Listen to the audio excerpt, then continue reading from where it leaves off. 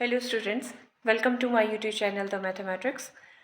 तो अब वो लास्ट हमारे पास दिन कमी के बचे हैं। आज मेरे लिए आपको स्पेशल टिप्स हैं कि how to make your answer sheet presentable. आपने किस तरह से अपनी आंसर बुक में अपना पेपर अटेम्प्ट करना है और किस तरह से आपने क्वेश्चंस को रीड करना है, क्योंकि बिफोर 15 मिनट्स पहले आपको आंसर क्वेश्चन पेपर्स जो हैं वो मिल जाते हैं।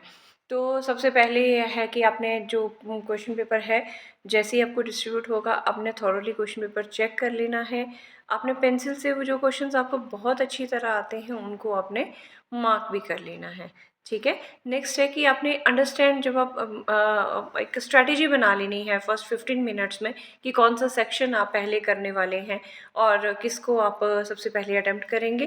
तो जैसे ही आप अपने आंसर शीट पे क्वेश्चंस लिखना शुरू करेंगे इन टाइम, तो आपने सबसे पहले अपने टाइम मैनेजमेंट का ध्यान रखना है। टाइम डिस्ट्रीब्यूट मेरे प्रीवियस वीडियोस में मैंने आपको पहले ही बता रखा है कि किस तरह से आप टाइम अपना डिस्ट्रीब्यूट करेंगे।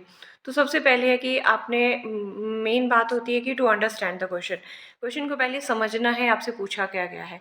फॉर एग्जाम्पल, कई बार क्वेश्चन होते हैं कि to calculate, to solve it, या फिर कई बार फाइंड द सॉल्यूशंस, इस तरह से। तो आपने एक प्रॉपर अंडरस्टैंडिंग से जितना आपको पूछा गया है क्वेश्चंस में, आपने उतना ही काम करना है।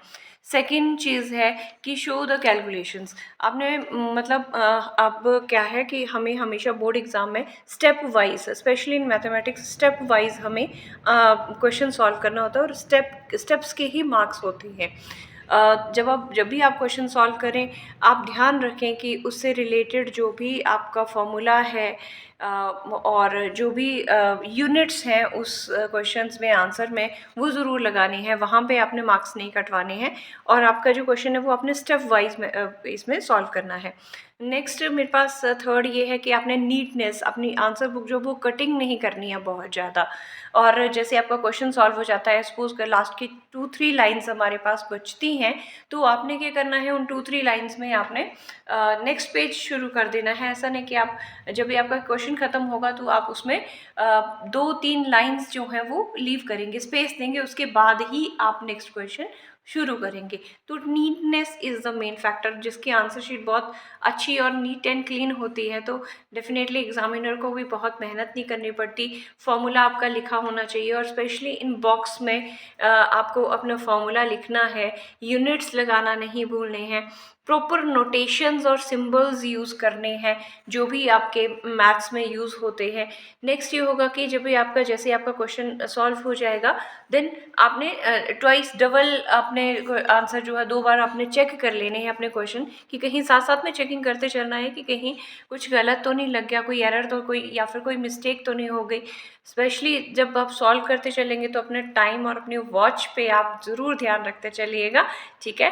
पैनिक नहीं होना है। सपोज़ क्वेश्चन कोई बहुत ही लेंथी मिल गया या बहुत ही टफ है, तो आपने पैनिक नहीं होना है। कि बच्चे ना घबरा जाते हैं और उस वक्त उनको लगता है कि अब बस टाइम निकल जाएगा और मेरे से जो है वो सॉल्यूशन नहीं निकलेगा। तो डोंट बी पैनिक। अगर किसी क्वेश्चन में आपको लग रहा है कि बहुत टफ है, तो थोड़ी देर के लिए स्पेस छोड़िए, ब्लैंक एक पेज छोड़िए और नेक्स्ट क्वेश्चन पे शिफ्ट करिए। Do not consume too much time for any section और एनी क्वेश्चन।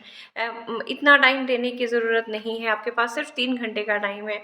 मैंने पहले भी कहा है कि एक स्ट्रैटेजी बना के चले और 160 मिनट में ही अपना क्वेश्चन पेपर सॉल्व करने की कोशिश करें।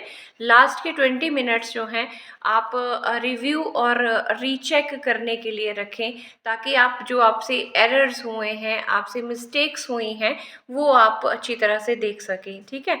तो ये कुछ चीज़ें जो हैं वो आपने अब बहुत ध्यान रखनी है। और अपना आंसर शीट में मेन है कि अपनी आंसर शीट को बहुत ही प्रेजेंटेबल बनाइए, बहुत ही अच्छा, ताकि एग्जामिनर को भी लगे कि कितना अच्छे ढंग से इसने सॉल्व करा है। कोई भी क्वेश्चन है उसके बारे में प्रॉपर इन्फॉर्मेशन उस क्वेश्चन के अकॉर्डिंग उसने, बच्चे ने आंसर शीट में दी है। लास्टली ये कहूँगी, ऑल द बेस्ट। आप अपना बेस्ट से बेस्ट अपना एफर्ट करिए और थैंक यू सो मच।